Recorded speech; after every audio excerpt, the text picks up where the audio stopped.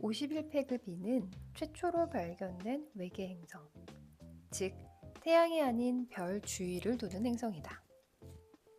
외계 행성의 발견은 천체 물리학의 새 분야를 열었고 행성에 대한 새로운 이해를 낳았다.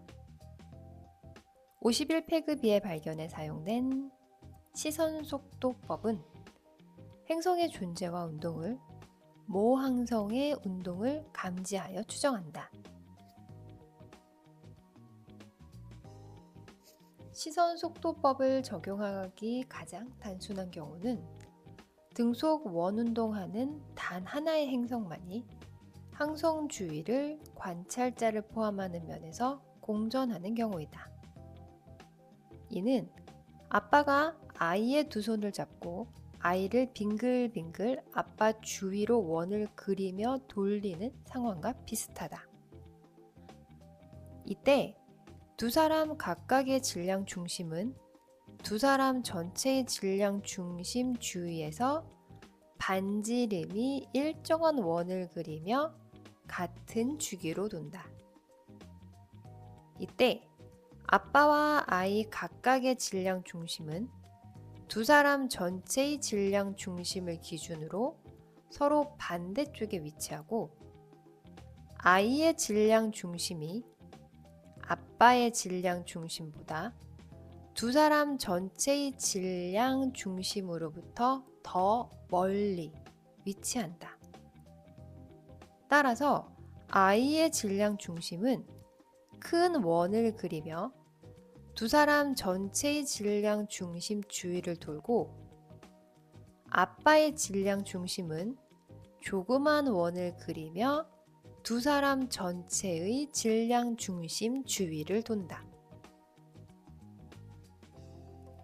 항성과 행성도 각각 항성, 행성계의 질량 중심 주위를 같은 주기로 원운동을 하는데 보통 항성이 행성보다 훨씬 무겁기 때문에 항성, 행성계의 질량 중심은 행성의 질량 중심보다 항성의 질량 중심에 훨씬 더 가까워 항성 내부에 있다. 그러므로 행성의 질량 중심은 항성, 행성계의 질량 중심을 중심으로 큰 원을 그리는 반면 항성의 질량 중심은 항성, 행성계의 질량 중심을 중심으로 아주 작은 원을 그린다.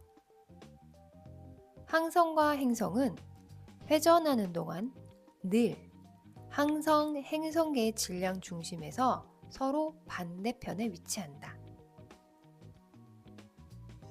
그러므로 행성이 관찰자에게 다가오면 항성은 관찰자에게서 멀어지고 행성이 관찰자에게서 멀어지면 항성은 관찰자에게 다가온다. 시선 속도는 대상이 관찰자 쪽으로 다가오거나 멀어지는 속도인데 대상이 관찰자에게 가까워질 때 음수값, 멀어질 때 양수값을 갖는다.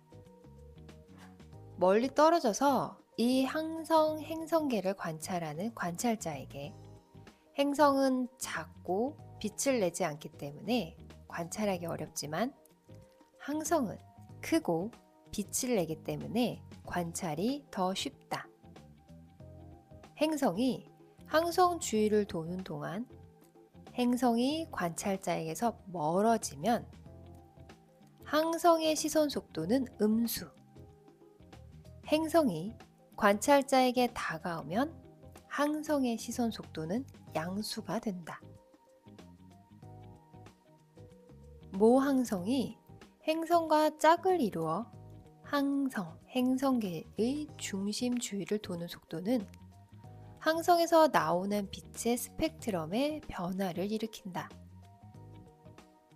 도플러 효과에 의해 항성의 시선 속도가 양수로 절대값이 커질수록 빛의 파장이 길어지고 항성의 시선 속도가 음수로 절대값이 커질수록 빛의 파장이 짧아지기 때문에 행성의 공전 주기에 맞추어 스펙트럼의 파장도 같은 주기로 변한다. 통상적으로 항성의 시선 속도는 초속 10m 정도에 불과하므로 웬만한 분광기로는 감지가 어렵다.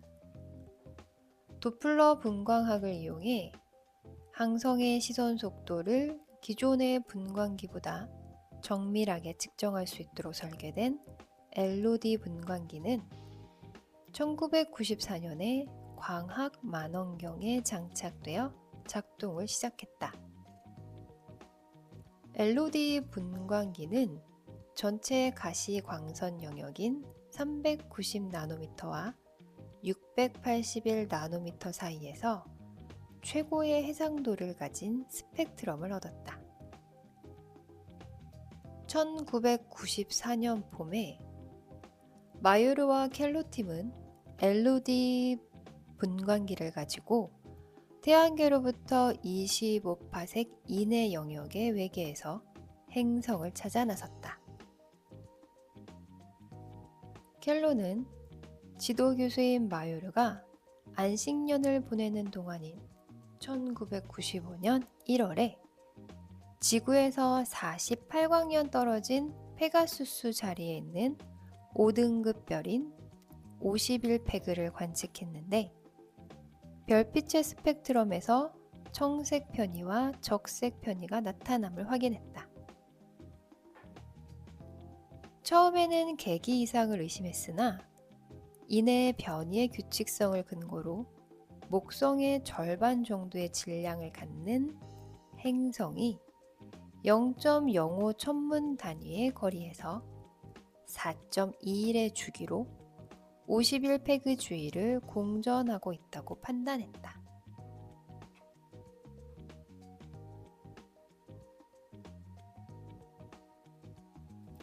그 행성의 대기는 1000도씨에 달하게 뜨거웠다. 켈로는 지도교수에게 외계 행성을 발견했다고 보고했지만 이런 특성을 갖는 행성은 생각할 수 없었으므로 지도교수는 믿지 않았다.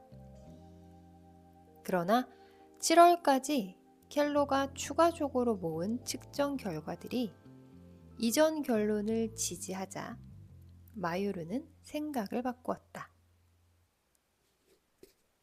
그들의 논문은 목성과 유사한 질량이면서 목성과 달리 뜨거운 대기를 갖고 항성 가까이에서 공전하는 거대 행성을 발견했다는 보고를 담고 있어서 그동안 천문학자들이 받아들이던 고전적인 행성 생성론에 들어맞지 않아 논란이 일어났다. 그렇지만 곧이어 이 방법으로 외계 행성들이 여럿 발견되었고 그 중에는 뜨거운 거대 행성들도 있었기에 기존의 패러다임은 수정되었다. 이런 와중에 2009년 프랑스 주도의 코롯 계획이 외계 행성 코롯 7b를 통과법으로 발견하고 2012년부터는 갑자기 통과법으로 외계 행성이 발견되는 일이 부쩍 늘어났다. 이 방법은 시선속도법과 달리 행성의 질량이 아니라 크기를 알아낸다. 통과법은 행성이 항성의 앞면을 통과할 때 항성의 빛이 관찰자에 도달하는 양이 줄어들어 항성의 밝기가 어두워지는 정도를 감지하여 행성의 존재와 반지름, 주기 등을 알아낼 수 있다. 이후 이 두 가지 방법 외에 미세 중력 렌즈 방법 등이 추가되었고 더 많은 외계 행성이 발견되면서 외계 행성 천문학에 큰 진보가 일어났다.